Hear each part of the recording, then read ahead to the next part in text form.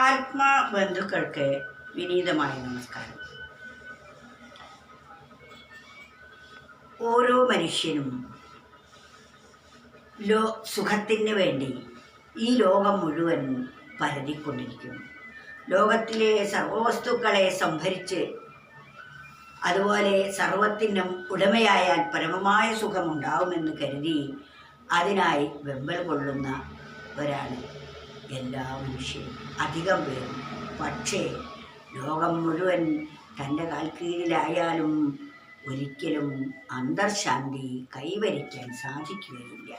അതിനാൽ ഒരു കവി പറയുകയാണ്, ലോകം മുഴുവൻ തിരഞ്ഞാലൊട്ടും നേടാവതല്ല ആത്മശാന്തി, തന്നെ സ്വയം താനറിയായിൽ നേർക്കുനേർ നേടുന്നതെല്ലാം അശാന്തി.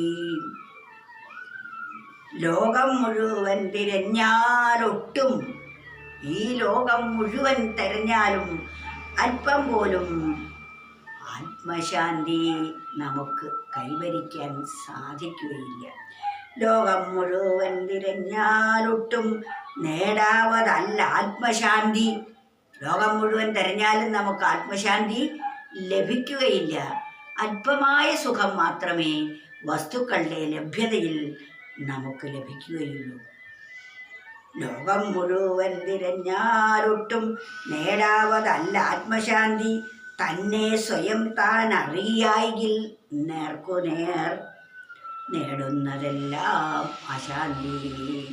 തന്നെ അറിയാതെ, താൻ ആരാണെന്ന സത്യം അറിയാതെ ഈ ലോകത്തിലെ എന്ത് നേടിയാലും മറ്റുള്ളവരെയൊക്കെ അന്യരായും ശത്രുക്കളായും കണ്ട് ആ മനോഭാവത്തിൽ വീക്ഷിച്ചാൽ നമുക്കൊരിക്കലും ശാന്തി നേടാൻ സാധിക്കുകയില്ല. അങ്ങനെയുള്ളവർക്ക് നേടുന്നതൊക്കെ അശാന്തി മാത്രമായിരിക്കും.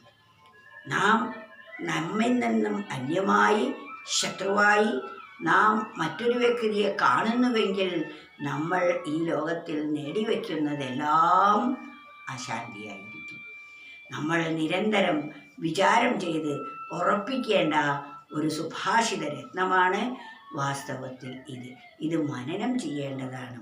ലോകം മുഴുവൻ തിരഞ്ഞാലൊട്ടും നേടാവതല്ല ആത്മശാന്തി, തന്നെ സ്വയം താനറിയായിൽ നേർക്കുനേർ നേടുന്നതെല്ലാം അശാന്തി.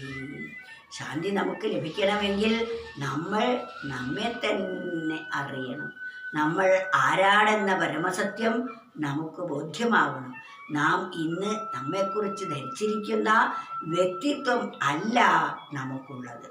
അതിനാൽ നാം ഈ ദേഹമല്ല, ദേഹസ്ഥൻ ആണ്. ഈ ദേഹത്തെ നയിക്കുന്ന നിയാമകരാണ് നാം ഓരോരുത്തരും എന്ന പരമസത്യം നമ്മൾ ബോധിക്കണമെങ്കിൽ നിരന്തരമായ ആത്മവിചാരം കൂടിയേ കഴിയൂ. അത് നമ്മുടെ മനസ്സിൽ എല്ലാ സമയത്തും നിലനിർത്തുകയാണെങ്കിൽ പരമമായ സുഖത്തിൻ്റെ ഉടമയായിരിക്കും നാം ഓരോരുത്തരും.